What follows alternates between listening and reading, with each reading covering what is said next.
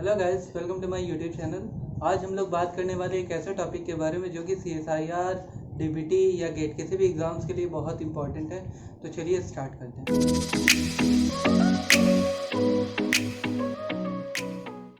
तो गाइस, हमें पता है कि हर मिनट न्यूक्लियस में कितने सारे प्रोटीन्स जाते हैं, कितने सारे प्रोटीन न्यूक्लियस से बाहर आते हैं। तो जो भी प्रोटीन बाहर से साइटोप्लाज्म से न्यूक्लियस में आता है, उसे ये कैसे पता चलता है कि उसे न्यूक्लियस में ही जाना है? उसे ऐसा क्या सिग्नल है उसके पास कि वो न्यूक्लियस में ही जा रहा है और कहीं नहीं जा रहा? तो आइए आज इसी के बारे में हम आपसे बात करने वाले हैं। तो चलिए गाइस स्टार्ट करते हैं।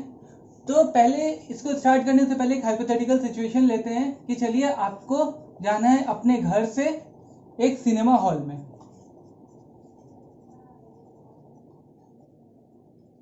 अब आप अपने घर से सिनेमा हॉल में जा रहे हैं और सिनेमा हॉल वाला आपको ऐसे ही घुसने देगा?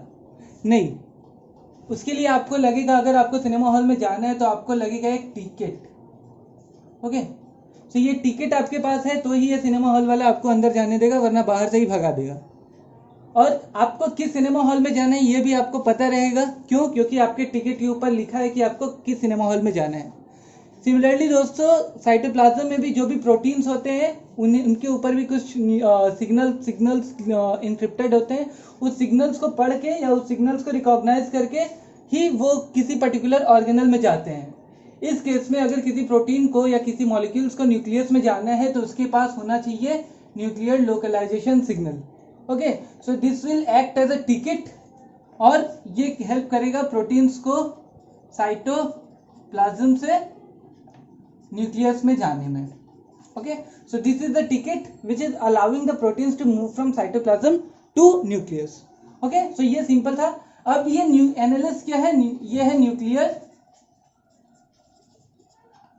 Localisation signal. ये न्यूक्लियर लोकलाइजेशन किसी भी प्रोटीन्स को जो कि इनबाउंड मतलब न्यूक्लियस की तरफ जाने के लिए है उसके एंड में होता है। ठीक है, तो यहां पे रहेगा एनएलएस और इसे रिकॉग्नाइज करेंगे transporter, transport recognition receptor.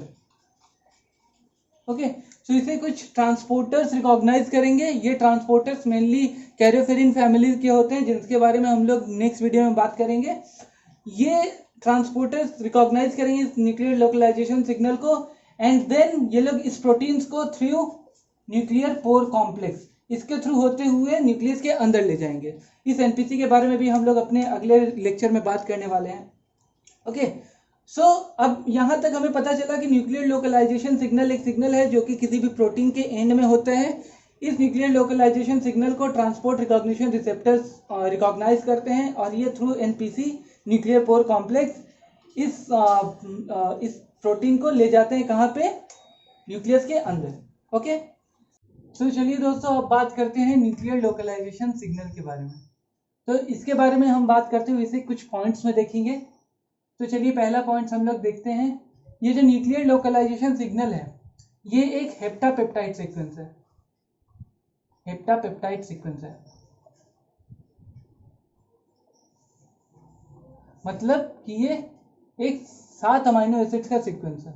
Okay, so ये सीक्वेंस कुछ ऐसा दिखता है दोस्तों। Proline, lysine, lysine, lysine, arginine, lysine and valine. Okay, so ये एक हेप्टापेप्टाइड सीक्वेंस है जिसे कि किसी भी न्यूक्लियस में जाने वाले प्रोटीन में होना ही चाहिए, तभी जाके वो न्यूक्लियस में एंटर कर सकता है। मतलब this heptapeptide sequence must be present inside a protein molecule which is destined to be localized inside the nucleus. ऐसे क्या क्या प्रोटीन्स है दोस्तों जो कि न्यूक्लियस में जाते हैं साइटोप्लाज्म से? सो ऐसे क्या क्या प्रोटीन्स है? इसमें पहला होता है आपका all those proteins which are helping into the DNA replication और which are helping into the transcription. So DNA polymerase हुआ, आरएनए पॉलीमरेजेज हुआ, या और भी कोई ट्रांसक्रिप्शन रिलेटेड प्रोटीन्स है, वो सारे न्यूक्लियस में जाते हैं साइटोप्लाज्म से। सो उन सभी प्रोटीन्स में ये हेप्टापेप्टाइड सीक्वेंस होना ही चाहिए, तभी जाके वो न्यूक्लियस में एंटर कर पाएंगे। ओके, अब दूसरा पॉइंट क्या है दोस्तों कि ये सीक्वेंस कंटिन्यूअस भी हो सकता है and it can also be discontinuous. लेकिन डिसकंटिन्यूअस मतलब ये नहीं कि उसके बीच में आप 1000 सीक्वेंस डाल दें। इस पूरे सीक्वेंस को आप इंटरप्ट कर सकते हैं, लेकिन मैक्सिमम बाय 10 अमाइनो एसिड्स, उससे ज़्यादा नहीं। मैक्सिमम मतलब आप उससे कम रख सकते हैं, लेकिन 10 अमाइनो एसिड से ज़्यादा नहीं। So this sequence can be interrupted by maximum of 10 amino acid, okay, and minimum it can be 2, 3, 4, 1, anything, okay. So suppose मेरे पास ये सीक्वेंस कुछ ऐसे है, प्रोलीन, लाइसिन, लाइसिन, लाइसिन, और उसके बाद कोई 10 अमाइनो एसिड आ जाते हैं, और अगेन मेरे पास है आर्जिनिन, लाइसिन, वैलिन। तो दोस्तों तब भी ये जो न्यूक्लियर लोकलाइजेशन सिग्नल होगा ये रिकॉग्नाइज होगा ट्रांसपोर्टर रिसेप्टर से, ओके। ट्रांसपोर्ट रिसेप्टर्स इसे फिर भी रिकॉग्नाइज कर पाएंगे एंड इस प्रोटीन्स का लोकलाइजेशन न्यूक्लियस में फिर भी होगा। ऐसा नहीं है कि अगर बीच में 10 अमाइनो एसिड से इसे इंटरप्ट किया गया है तो ये न्यूक्लियस में नहीं जा पाएगा। It will still be recognized by transport receptor proteins and it will still be taken into the nucleus, okay. So this can be continuous और दिस कैन बी डिसकंटिन्यूअस। अच्छा, अब बात करते हैं तीसरे पॉइंट के बारे में दोस्तों।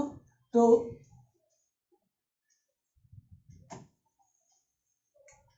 तीसरा पॉइंट है दोस्तों कि ये बाईपार्टाइट सीक्वेंस है।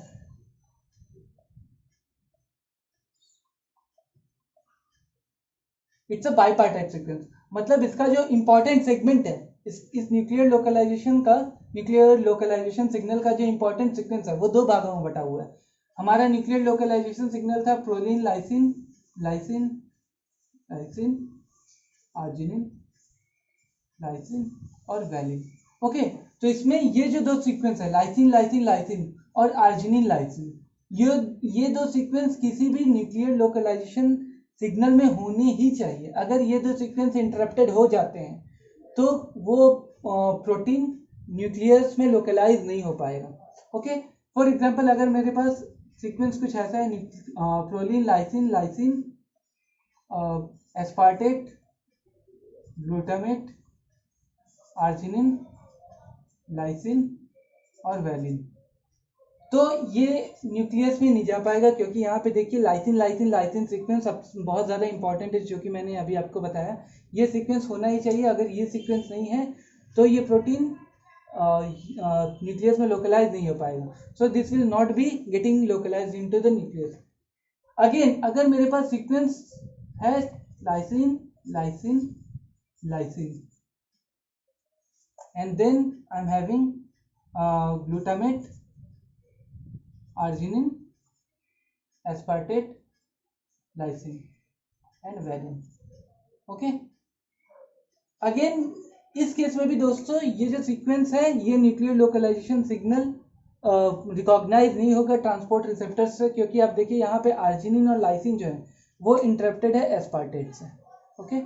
सो ये न्यूक्लियर लोकलाइजेशन सिग्नल भी रिकॉग्नाइज नहीं होगा और ये प्रोटीन भी न्यूक्लियस में लोकलाइज नहीं हो पाएगा। सो ये था हमारा थर्ड पॉइंट, ये बाईपार्टाइट सीक्वेंस है जिसमें कि ये दो सीक्वेंस काफ़ी ज़्यादा इंपॉर्टेंट है, लाइसिन, लाइसिन, लाइसिन और आर्जिनिन, लाइसिन, जो कि किसी भी न्यूक्लियर लोकलाइजेशन सिग्नल में होना ही चाहिए, तभी वो रिकॉग्नाइज होगा ट्रांसपोर्ट रिसेप्टर से and the protein will be able to get localize into the nucleus. अब आते हैं अपने चौथे पॉइंट पे दोस्तों।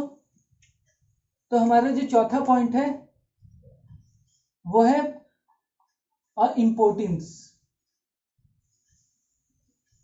तो ये इम्पोर्टेंस क्या है दोस्तों? ये इम्पोर्टेंस ट्रांसपोर्टर्स हैं,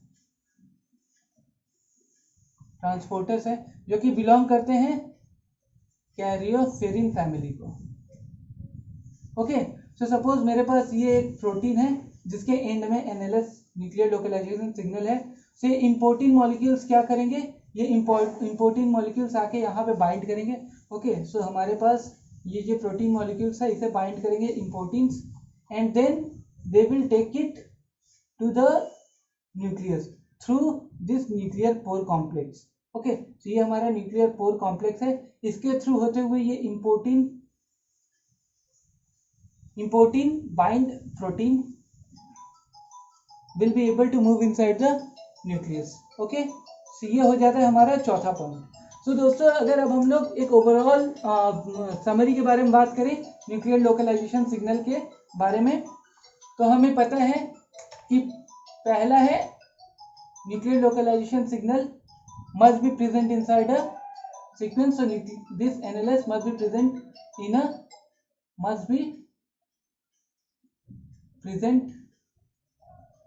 in a protein to move inside nucleus. ये पहला पॉइंट. दूसरा पॉइंट हमारा हो जाता है कि NLS is a heptapeptide sequence.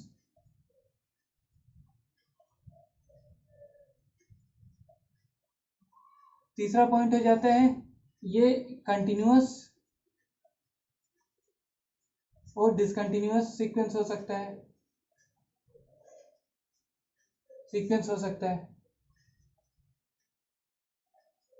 Maximum by max by 10 amino acids. चौथा पॉइंट है कि ये एक बाईपार्टाइट सीक्वेंस है.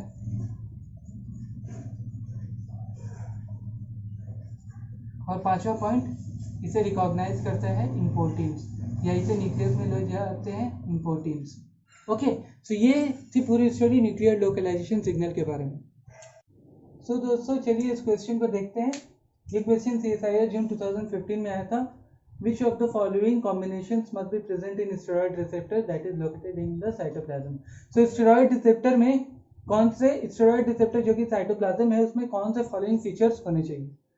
तो देखिए पहले तो हम बात करें स्टेरॉइड रिसेप्टर्स की. अगर आपने स्टेरॉइड रिसेप्टर्स के बारे में पढ़ा है या नहीं भी पढ़ा है तो मैं इसके ऊपर एक वीडियो करके आपको बता दूंगा. तो चलिए इसके बारे में थोड़ा सा जान लेते हैं फिलहाल के लिए. तो स्टेरॉइड रिसेप्टर्स ये न्यूक्लियर रिसेप्टर्स हैं.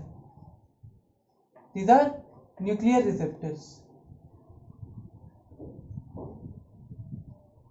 ओके, और ये हार्मोन मॉलिक्यूल्स को बाइंड करते हैं.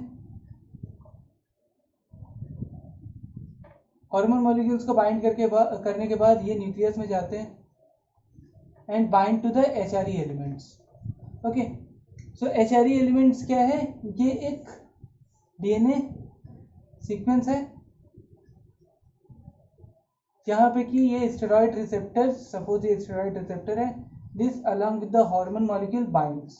ओके, यहाँ पे इसके एक मोटिफ होता है जिसे हम लोग बोलते हैं जिंक फिंगर मोटिव.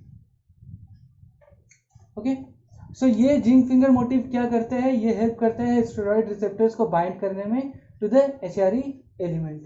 और यहाँ इस HRE एलिमेंट पे बाइंड करने के बाद ये क्या करता है, हार्मोन सिंथेसाइजिंग